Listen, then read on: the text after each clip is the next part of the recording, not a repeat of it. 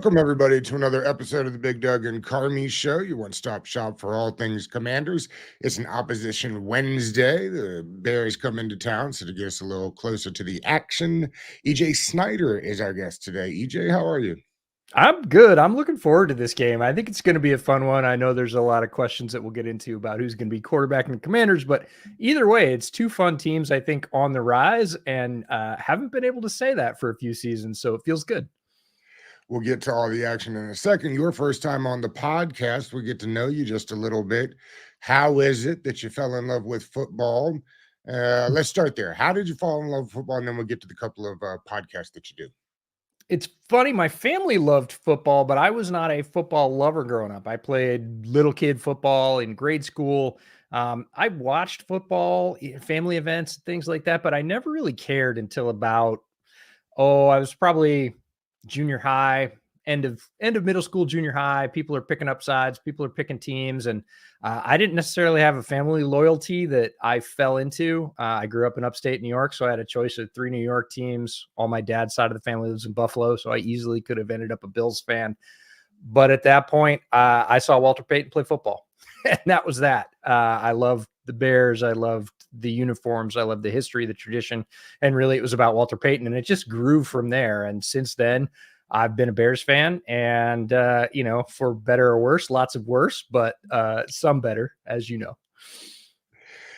You're one half of the Bear Era podcast. How did that come to be?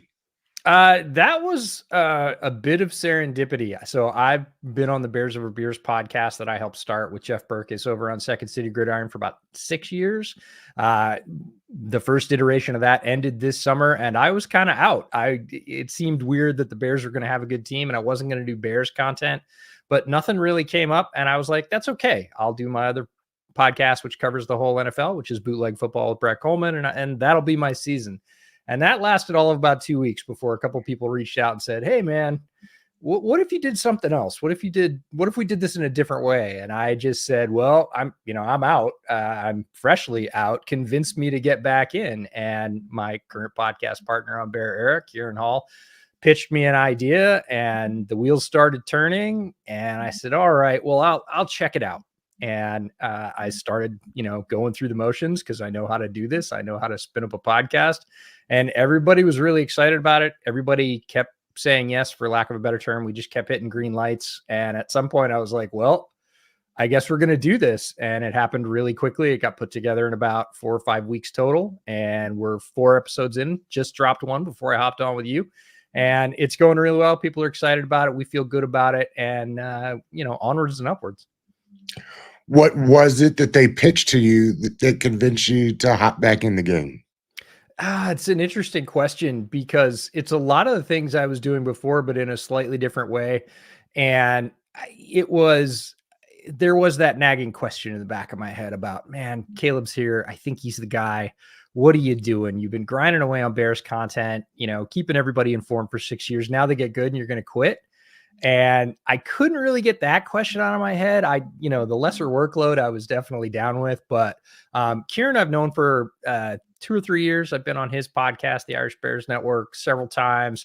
He and I sort of hit it off at that point, but that was it. We were just friends that worked in the same business. And when he reached out, I thought, well, this is somebody I could definitely work with. I already knew the quality of the content he put out and his love for the Bears. So that part was going to be easy. And it was really about whether or not I could put all the other parts together. And to be fair, I didn't think I could. I was like, look, we already started the season. It takes a bunch to spin up a podcast. But like I said, partners I reached out to, holes we needed filled, got filled. And I just had to look around after about 3 weeks and go, well, I guess I'm back in the game. We're going to do this. You mentioned the Bootleg Football podcast. We've had Brett Coleman on several times to the show. Great dude. How did you end up meeting him? I met him in 2020. We were both rookies attending the Senior Bowl. It was my first opportunity. SB Nation had asked if anybody wanted to go, and my editor reached out. Lester Wilfong reached out and said, hey, yeah, I was still, full-time employed doing something else. And he said, do you want to go to the Senior Bowl? And that's every draft guy's ticket. Like, I was like, absolutely, I want to go to the Senior Bowl. He's like, you'll have to pay your own way. I was like, I don't care. Like, he's, do you need to talk to your wife? I was like, I'll tell her. This is happening. We're going. So I had put out a tweet and said, hey, I'm going to go to the Senior Bowl. It's my first time. Who else is going? So who can I expect to see there? Because I knew a lot of people in the industry, but Brett, read that tweet and said, hey, I'm same thing. My first time down there. Let's, meet up and have a beer. And that was it. And he flew in. He was hungry. We ended up sitting down over a plate of barbecue. We sat there for 3 hours and talked football and realized we had to get our asses up and leave because the introductory press conference was starting off, and we went to that, and he just said, well, I guess I'll, see you in the morning at the weigh-in. And I said, yeah. And we were pretty much inseparable for the week. We talked football for an entire week. And at the end of the week, we decided we weren't done talking football. And he said, I think we're going to do it. And I said, do what? He said, I think we're going to start a podcast. And I'm thinking, got to pitch another podcast to my wife. Oh boy. Cause I was not getting paid for any of it at that time. And I said, well, don't say that if you don't mean it. And he said, no, I mean it. I said, well, I'm going to be at your house in 2 weeks and we're going to whiteboard this thing. And we're going to have something. We're going to have a title. We're going to have a name. We're going to have a structure, and we're going to do this. And he said, okay. I don't know if he believed me, but I was on his doorstep in 2 weeks in Southern California. We sat down, we spent about 3 days, sort of pitched each other ideas, came up with the name, and we've been going ever since. Started as audio only, and now I think it's 65,000 subs on YouTube or something like that. So just crazy to me all the time. We have great fans, and we really still enjoy it. Like we do 3 pieces of content a week, and it feels like a grind sometimes, but I don't think ever come out of those sessions feeling like, oh man, I got to do another one of these. So we'll just keep going. You mentioned 2020. It feels like 2020 was the year that birthed 1,000 podcasts. It was kind of that era, I mean, this one started about the same time. What is the biggest thing that you've noticed? What's the biggest difference that you've noticed between then and now? Ooh, that's a great question. Between then and now, so many people are getting into it, and I don't say that as a negative. I know a lot of people were making that joke in 2020, in 2021. Everybody's got a podcast. Everybody's got 2 podcasts. It's true, but I think that gate being open at a very, very low barrier to entry is really good for the industry, because pretty much anybody can put their ideas together in a focused way and say, this is what I want to say. And they don't have the gatekeepers that I had, that probably you had before you did this podcast. Like, you had to pitch to an editor. There wasn't time, or there wasn't space, or there wasn't money, or whatever.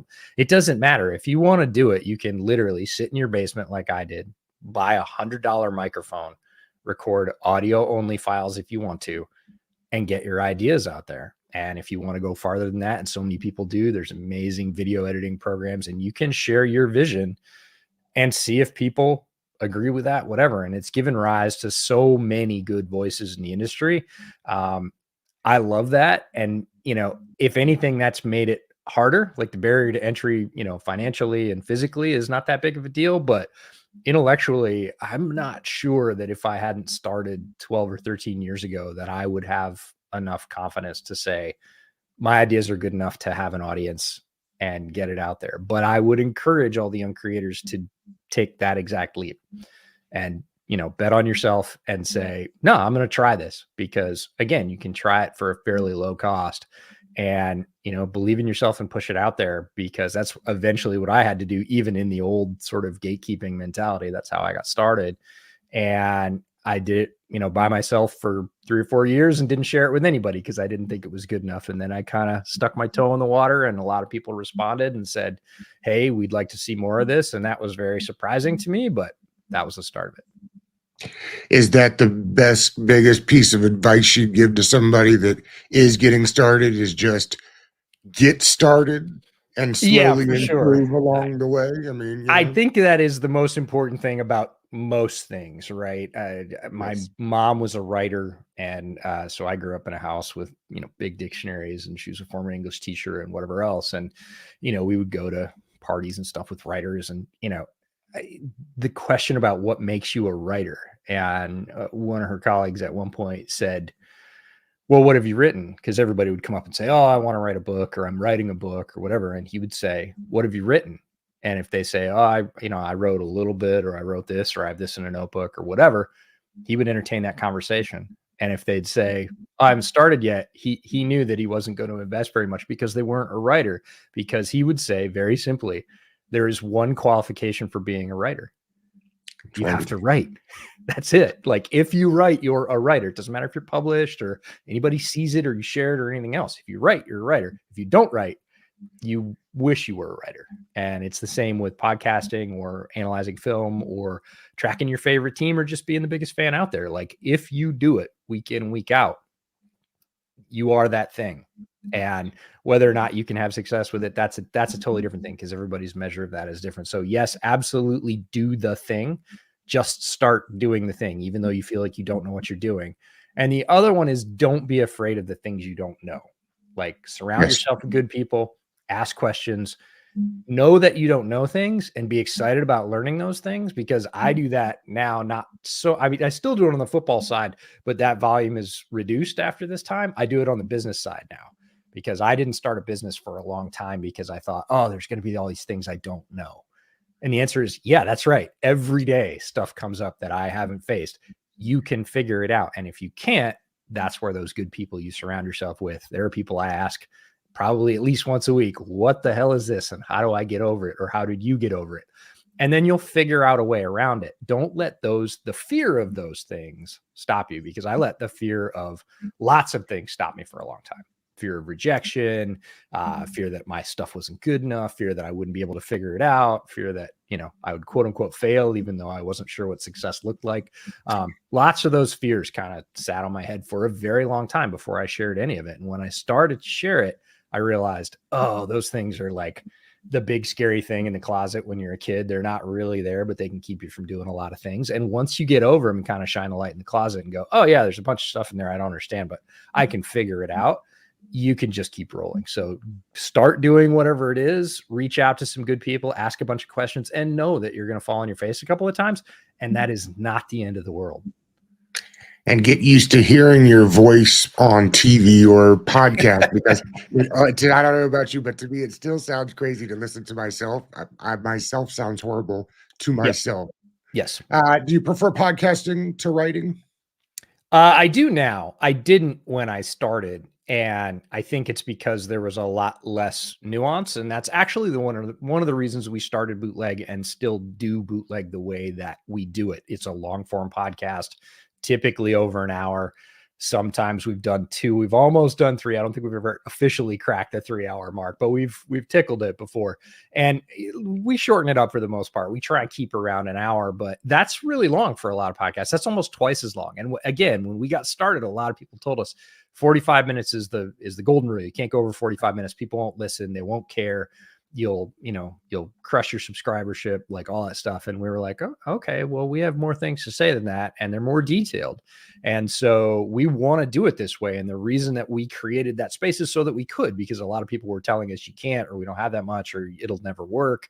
There wasn't a lot of belief in that. And we just said, well, we believe in it and we're going to have fun doing it. So we'll see if it works. We certainly did not know that it would. And yeah, it is a lot of talking.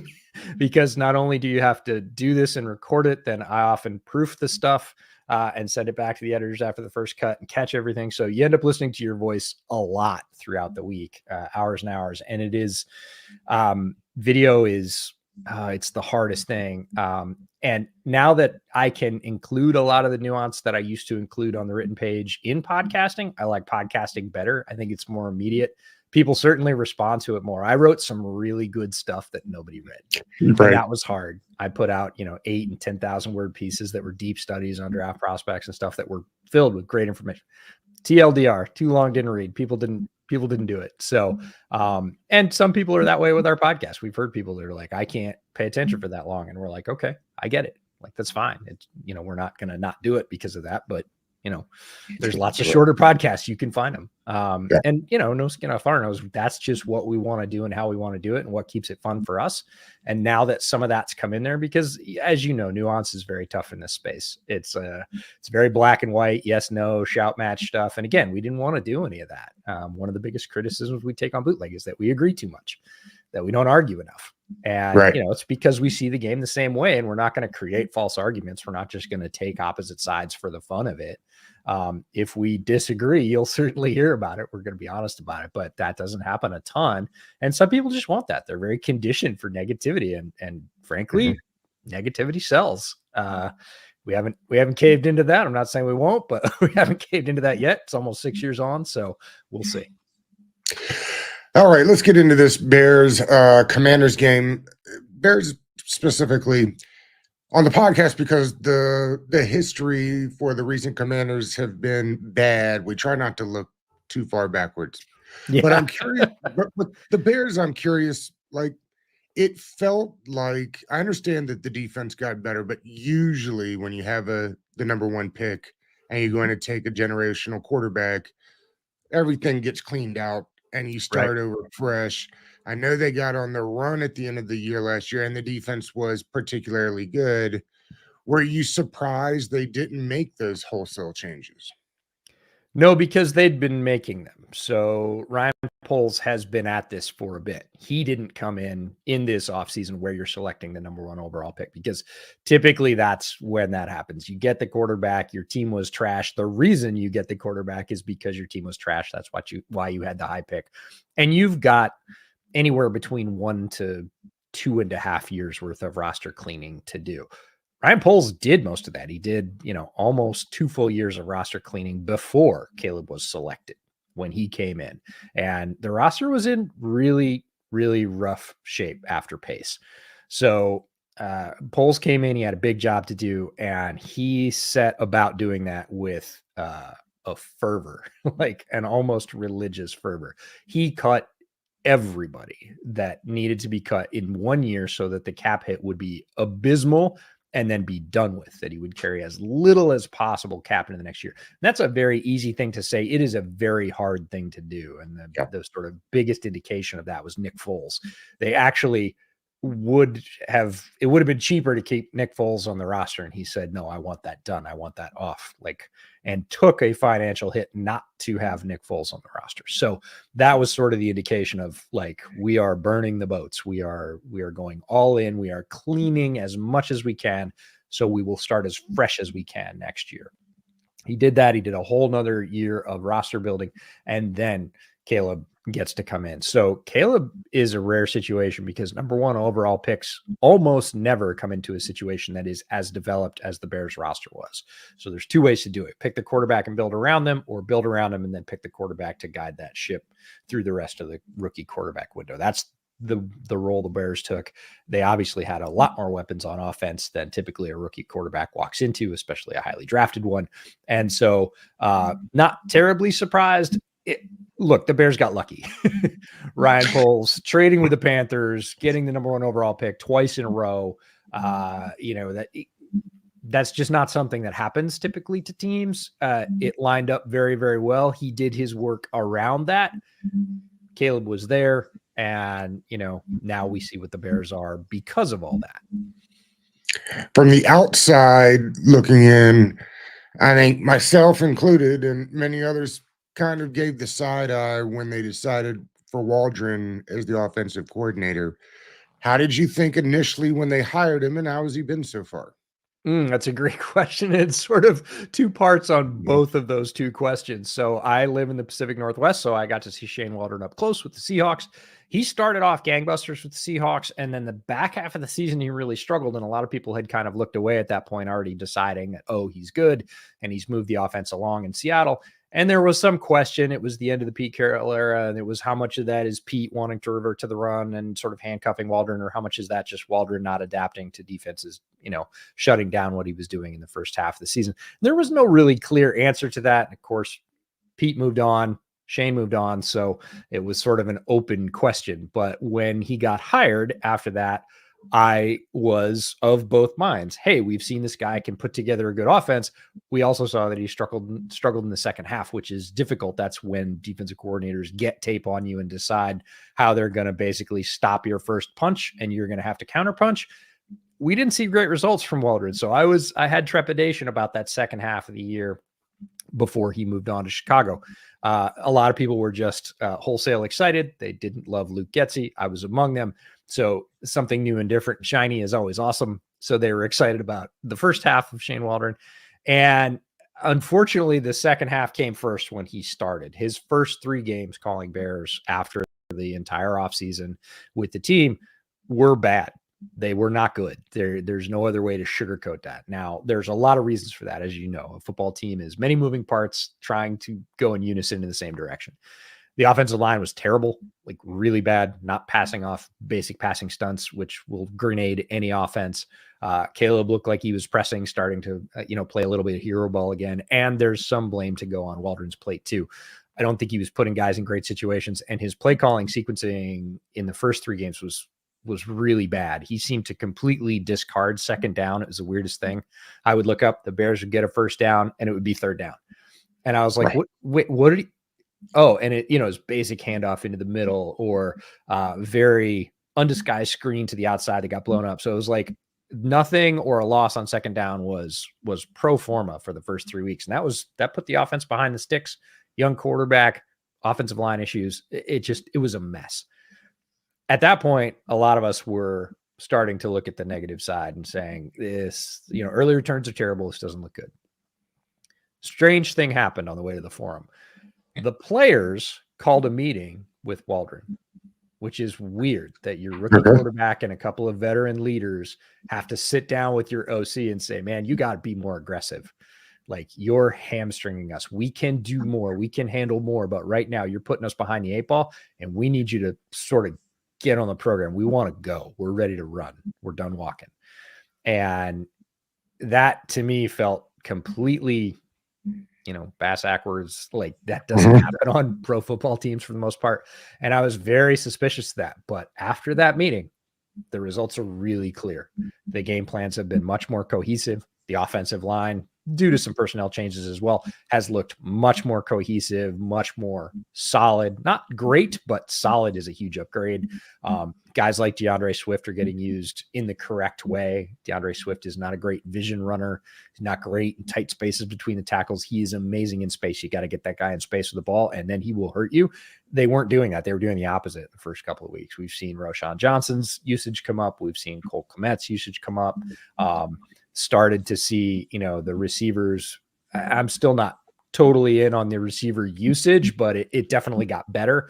And as a result, Caleb's stats got a lot better. And as you know, when a team's doing well, quarterback's going to get a lot more credit. When they're doing poorly, quarterback's going to get the blame. Caleb's been getting a lot of credit, and deservedly so. His game has gotten much better as well. So again, all things kind of not trending in the right direction for the first 2 or 3 games. For the last 3 or 4, everything looks much, much better and is improving. And that's a good sign. So I'm pleased that Waldron adjusted. If he had not adjusted, I would not be happy at this point. It would be almost halfway through the year, and we wouldn't have very much to show for it. He adjusted, and the team has benefited. Yeah, it's they're a sneaky 4-2 team. I was looking at them today and looking at the roster, and I guess I knew they were 4-2, and at the same time didn't expect to see they were 4-2. Also, brutal to be 4-2 in last place in the division. That division is insane. Okay, you have to be super careful with that, because I put out a tweet and said that, and lots of Bears fans specifically, this was 2 weeks ago, were like, dude, third. And I was like, on the NFL website, it literally lists them as fourth. They're like, they have a tiebreaker because Green Bay has a division loss and they don't. And I was like, guys, it's week 5 and we're arguing about whether you're third or fourth or tied for third. But like, it's not what you think it is. Like, just leave it be. But officially, they were third. But yes, right now, if the season ended today, which is a silly thing to say, not even halfway through, all 4 of the NFC North teams would be in the playoffs, which is mind-bending. It is amazing to me, EJ, to see the recent conflict, arguing between Bears fans and Commanders fans on who got the better prospect. It's been something wild to see, and I was thinking back to when Andrew Luck and RG3 got drafted. I was trying to think if they had the same kind of comparison. I don't really recall it. Are you surprised at how – vigorous the fan bases have been towards each other so quickly? No, I'm not. And again, it comes from that landscape I talked about when we were talking through the opening about, right, wrong, black, white, yes, no, got to be a hot take. That sort of oppositional structure that we have in sports, sports shows, sports grades, everything. It has to, somebody has to win, right? There has to be a winner. There has to be a loser. And we just had JT O'Sullivan on Bear Era. That's the podcast I launched right before I hopped on. And, Kieran, we get to ask them questions, and he said, "Okay, I have a fake question. Is it okay to like Caleb and Jaden?" Right. And that's the fake question because the answer is yeah. If you like football, if you like good quarterbacking, you do like them both. And that was JT's answer. He's like, I don't know if you could do it on Sunday, but like other than that, as a fan of football, especially, he said, for me being quarterback centric, I love it. These both young guys are playing great. Both young guys are progressing at a good rate. Back to the Luck and RG3 thing, there was that because RG3 came out of the box quite hot. Everybody was super hot on Luck, but like RG3's results in the early games were a little bit better, a lot of times flashier because of the rushing yards. That was very dynamic. It reminded people of Michael Vick and other, Randall Cunningham for folks that have been around a little bit longer. And they were like, this is amazing. And yeah, there was some of that back and forth. And obviously history tilted that a different way. I don't think you have to think that either team won or lost. Both teams won. Both teams have a good young starter who looks like he is not drowning, who is commanding the offense, who is, operating at a high level in certain concepts. And that goes for both of them. We'll see how time plays out, but the early returns on both of them are very good. And you don't have to say that one is bad. It's all right to say that both are really good. I agree. I wish we could get some more of that. You talked a bit about usage earlier. I'm curious. I had read before the season started that maybe they would bring Adunze along slowly. We've got to the bye week. Is this the point where we kind of see him get more of the target shares? Are you sure you didn't read my notes for Bear Era? This is hilarious because this is what JT, we let the guest ask us one question, and this was his question. Is like, okay, where's Rome, and are we going to see more of him? Because he would like to see more of him. And yes, there was some in terms of bringing him along slowly. I don't know that they needed to. Again, I got to see Rome up close. He was a Husky, so he was right up the road. I was at his pro day. I know people that cover that team. And so I had a pretty good insight as to who he was as a person and a player. I don't think you need to go slow with him. He's very sharp. Their choice as to how they want to structure their offense and build it. We're not in that room. We don't know what their reasoning is. But yes, in terms of usage, that was definitely a nod towards Rome's usage. Also to the roles that Keenan and DJ are playing sort of alternately. It sometimes seems like they have those guys reversed in terms of what they do well. They both have strengths, and it sometimes seems like they flip them in the route concepts. And they have DJ run what I would consider the Keenan route and Keenan run the DJ route. And I'm like, does that actually limits both guys? And Rome, we just haven't seen as much of. His usage has come up, but I'm with you. This is the perfect time. You've got an extra week to prepare. You can go cook some stuff up. I want to see him isolated, and I want to see him down the field because he has a great skill set down the field. And that doesn't just mean nines, doesn't just mean boundary routes. You could do long crossers against single high. You could do a lot of things with him. And he showed all that stuff in college. He's a very, very complete receiver. He's terrific at the catch point. And that hasn't been leveraged. And I think that's sort of bled over into some of the, I won't say criticism, but critique of Caleb is that what he hasn't done in this very good stretch of play over the last month is really unleash the deep ball. And we know that he can do that. We saw a lot of it in college, but he's almost kind of stridently stayed away from that. He tried it a bunch in the first 3 weeks. There were 18 deep passes in the first 3 weeks. I think he connected on 2 of them. So he kind of came away burned, didn't have a high success rate, and as a result, almost completely throttled it down. There have only been like, I think 10 or 12 in the last 4 weeks after 18 in the first 3. So, and people want to see that. People want to see that explosive component because look, that's why you drafted the guy. And Adunze was 9, right? That's a premium pick. Yes. You want to have those guys working in tandem. They worked out together before the draft, before they were Bears. A lot of that was made up. A lot was made of that over the offseason, that they already had a relationship. They played in the same conference. They understand each other, like that they would hit the ground running. And then there was this kind of cool start where Rome didn't have any catches for a couple of weeks, didn't have any touchdowns for 4 weeks. People want to see that ramp up, and it's the perfect time for that. They've had a little time to go in and say, all right, we're going to turn the dial up on your workload. We're going to send you down the field a little bit more. And really, if the Bears have deep routes, look, DJ burned the Commanders for 3 touchdowns. He can definitely get deep against the team. But if you have that option, that's great. That's a great problem to have on offense. And I would like to see Rome get a bigger share of those, because that plays directly into his skill set. And against the Commanders secondary that really has not been very good this year against premier receivers. I mean, you take the Panthers out, you put them against some of the better receivers in the league, and they've had problems. Quickly, you mentioned Odunze at 9, and this is off subject, but I know with Bootleg, you guys do the whole league. Mm-hmm. Do you think the Chargers will inevitably regret not taking Neighbors? I don't think so, because they took Alt. If it wasn't Alt, if it was a lesser player, like Joe Alt in his first 3 or 4 starts was playing at, and I don't say this lightly, he was playing at almost an all-pro level. He was definitely playing at a Pro Bowl level. He was almost playing at an all-pro level. He looked instantly comfortable, which is crazy to say for any rookie in the jump from college to the pros.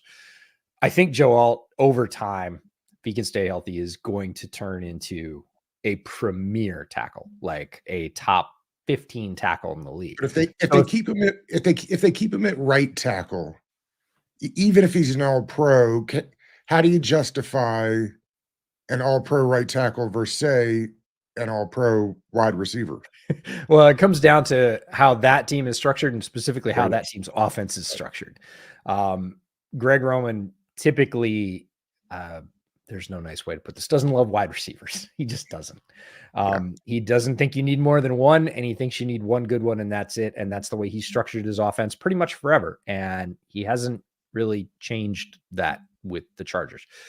Right tackle, left tackle, it really doesn't matter anymore, because you see premier rushers line up against right tackles. It used to be that was to get an advantage, right? Because you were getting the guy that couldn't pass protect as well. That's ancient history. That's 6-8 years ago.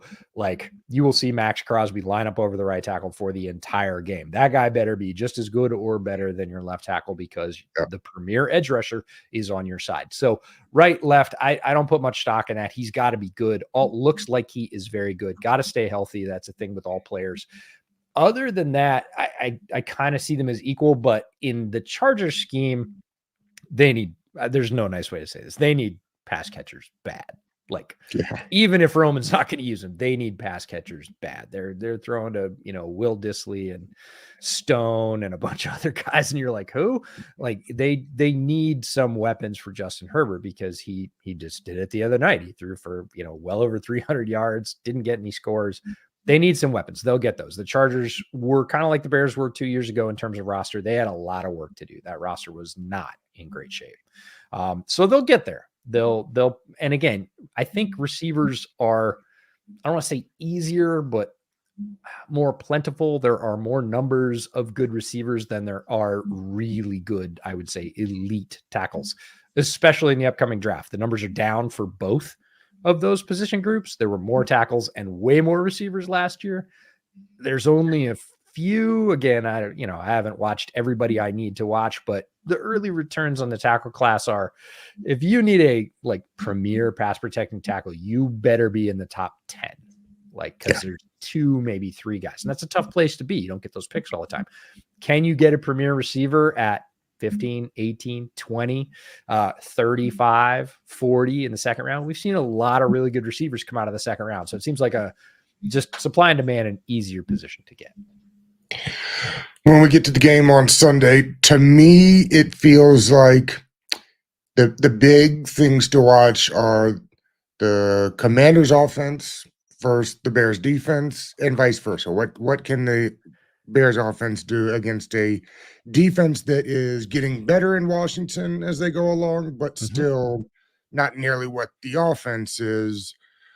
How much different will the Bears prepare defensively, not knowing whether it'll be Jaden Daniels or Marcus Mariota back there? Or do they just assume that nothing changes offensively for Washington and Mariota just isn't quite as explosive as number 5.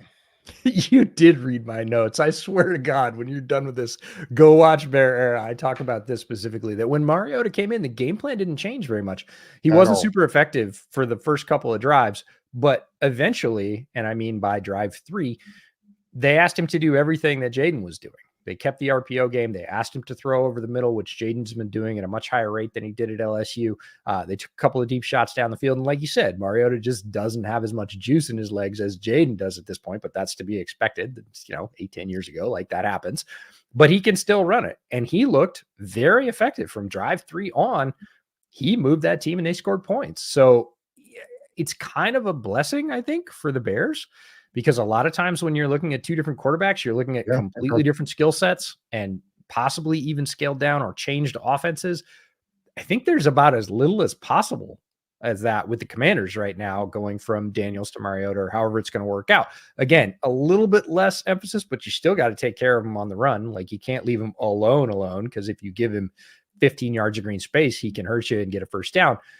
Whereas maybe Daniels could turn that into a touchdown. But other than that, in terms of passing concepts, I really don't think the Bears are going to care that much. And that's a little bit of a luxury. It is. I guess I hadn't quite thought about it like that, but you're right. Easier when you don't have to totally plan for somebody else. And then at the very end of the week, find out, oh boy, it's somebody else. Yeah. Brian Robinson Jr. is averaging 3.3 yards after contact. Yep. I like Tremaine Edwards. I like TJ Edmonds and TJ Edwards. Mm-hmm. How are the Bears at run defense, and what will be the plan? They're pretty good, but Robinson and the right side of your offensive line is going to be a big test. Right side of your offensive line is playing really well right now, and Robinson's an absolute beast. He's good at everything, and that was sort of our take on him coming out in the draft, is that he was not necessarily excellent at anything, but he was good to very good at everything. Receiving, pass blocking, inside running, outside running, yards after contact. Doesn't have a ton of wiggle, but he's not just a straight line runner. Very good through contact because of his size and his build, the way he lowers his pads. So he's a tough challenge. The Bears, for the most part, the run defense has been very, very good when the starters are in on the defensive line, specifically the interior starters. If Billings and Dexter are in there, that's a fair fight, and I'm going to be watching it because it's going to be good football for people that like line play. The problem has been you can't keep those horses in there the whole time. You gotta give them a break. Billings comes out on passing downs. Well, hopefully obvious passing downs, but if team runs, decides that draws the play. The Bears have been getting gashed on the inside when those two guys haven't been there. When they've been there, they are a shutdown run defense, much to the sort of tenor of what they were doing at the end of last year. They were very, very good against the run. And they still look that way with the starters, but the backups have not provided that. Now, Zach Pickens is getting back up to speed. He was never a great run stuffer. And typically teams have that kind of stash guy, that third DT nose tackle, doesn't bring a lot of pass rush, but he's got big old meat hooks and he can play a gap and a half and you're not really moving him. And that's what he's for. He's to come in and eat some downs on rundowns, give those guys a break, keep them fresh for when you got to try and penetrate. Bears don't really have that guy. They're rotating guys through, but they've been getting gashed when that happens. So that would be the time to look for big gains from the Commanders. Against the starters, boy, yeah, like I said, that's going to be some hard head football right there. Jaquan Brisker, will he play this weekend? It's early in the week, I know, but yeah, no, we don't know. I would say that they might hold him for another week, depending. Again, I haven't seen the medical report. He could play. I think the staff wants to be careful with him and really save him for those division games, because those division games are going to be meat grinders, and everybody knows it on both sides. So, and you got all of them still, right? Yeah, they're all coming, and all of those teams are 4-2 or better and playing very, very well. Obviously, we saw the Lions, the Vikings play last Sunday, and I was one of the early candidates for game of the year. Those two teams went punch for punch. Nobody really, stepped on their tongue and let the other team take it. Like, they traded back and forth until the very end, and it was high level football, and it was very fun to watch, both on offense and defense. Bears know that's coming for them. I don't think they necessarily think they need Brisker against the Commanders. So if they can give him an extra week, they probably will. One of the things that the Commanders have done so well early in the season with this Cliff Kingsbury offense is confusing linebackers with the RPO plays. They've been Mhm. fantastic at it. Jaden Daniels was fantastic with the kind of magic that you do there with that handoff motion. The new guy, Mariota, the new old guy, The new old guy. is equally as good at doing it. It just puts so much stress. First of all, have the Bears faced an offense similar to this yet? And how do they kind of plan on dealing with that? They've certainly prepared for it. The thing that worries me the most is you mentioned Edmonds, and Edmonds was really brought in as the high dollar, but not as high dollar as Roquan Smith replacement for Roquan Smith, the do everything linebacker, the guy that's physically uber talented, was playing very good ball as a Bill before he got, sent to the Bears. And he hasn't looked great against the pass this year. I've kind of been shielding my eyes. In the game against the Jaguars, like if they could get Evan Engram on Edmonds, they did it. And they did it 4 times. It was mostly on crossing stuff. And Edmonds didn't look good in that particular route. And boy, Austin Eckler's looking pretty good this year. And he can run those routes. And he's quick enough to get some separation. And if he does, he can sprint away. And I would be looking for Cliff to have his finger on those routes. He sees that tape. I'm not telling him anything he doesn't know, didn't see. But I was kind of watching that tape like, oh man, like please don't see this. Please don't see this. This is bad. Cause they went to it like once a quarter, the Jaguars did, and they got a gain every time. And he wasn't close. Edwards is very good against the run and the run fit, always has been better against the pass this year. I think he's improving in that area. And a lot of people, again, kind of had a set perception about what he was and what he wasn't. And I would say he's sort of nibbling at the edge of that. He's been better in short pass pro this year, I think, than people give him credit for, and maybe even better than Edmonds, just because it seems like Edmonds has fallen off mostly on those sort of crossing routes. In zone with his eyes towards the quarterback, he's still very big, very long.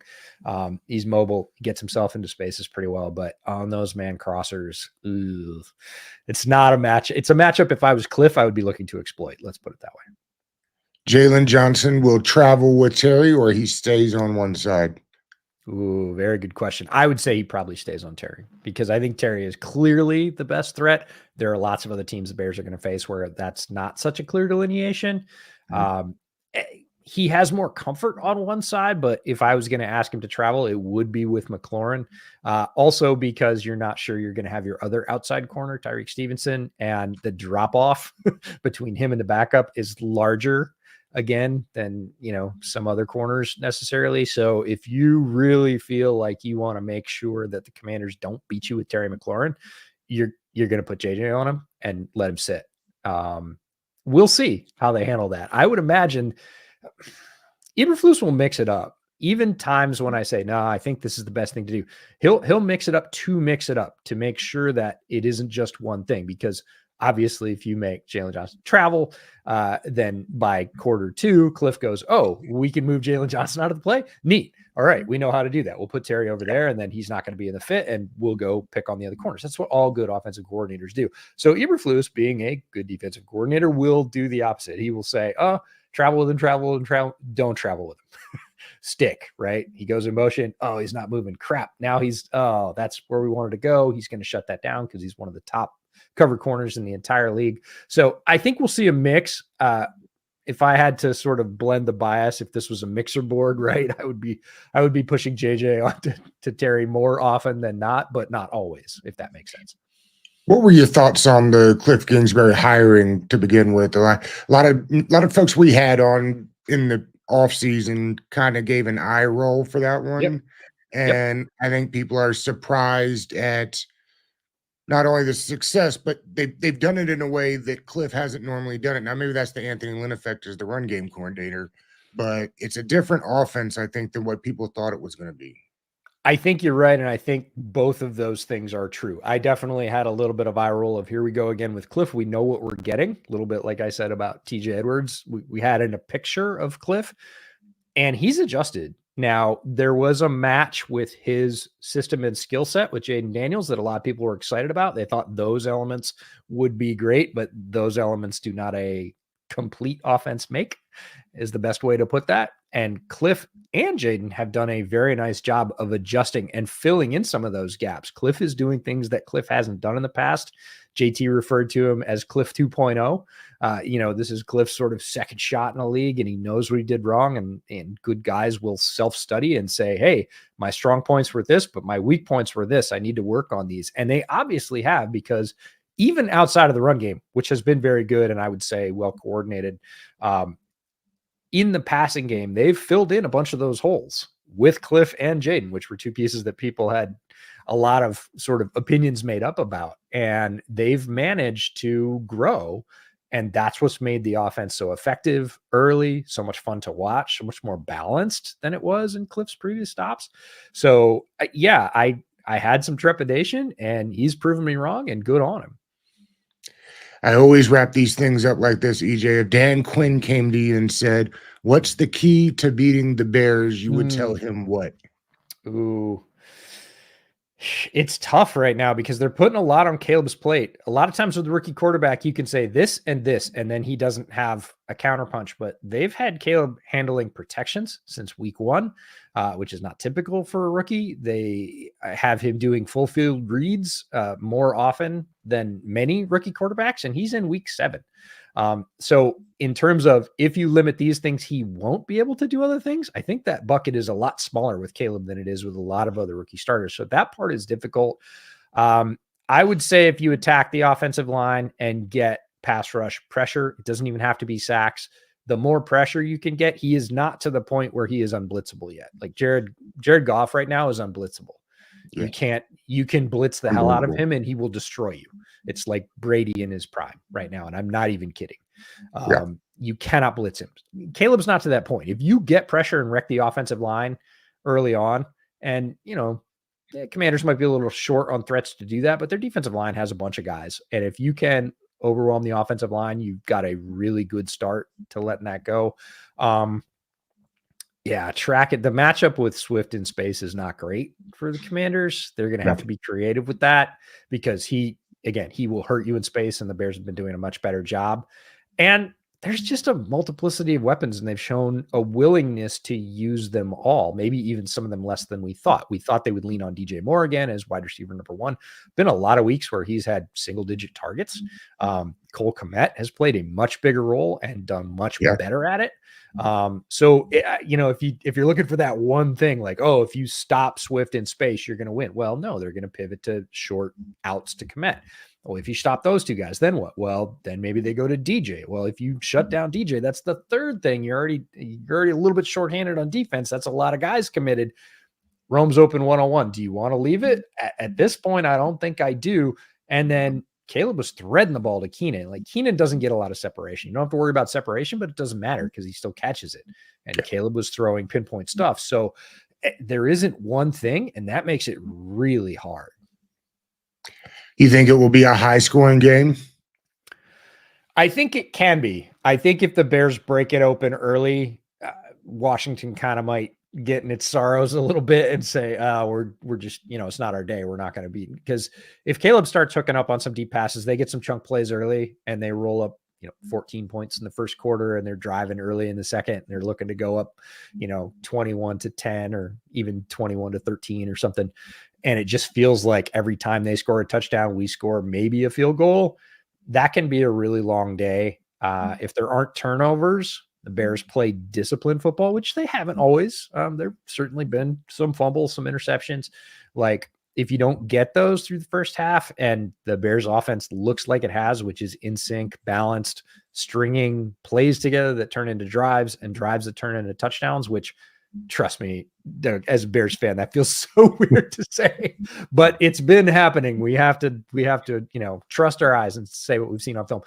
If that happens, if they sort of don't have any lag coming out of the bye week and instead they look even more tooled up, the Bears could put up 35 points in this game, which is saying that on any week as a Bears fan always feels like a fallacy. But if they get rolling, look, Commanders defense has not been top notch. It's better than some of the other defenses they faced because they've literally faced some of the worst defenses in the league, but they've shown that they were even better than those guys. So, it's a bigger test, but the last few weren't stopping them. The Commanders are going to have a good day. They're going to have to get a couple of bounces. They're going to have to catch it if he throws it to them.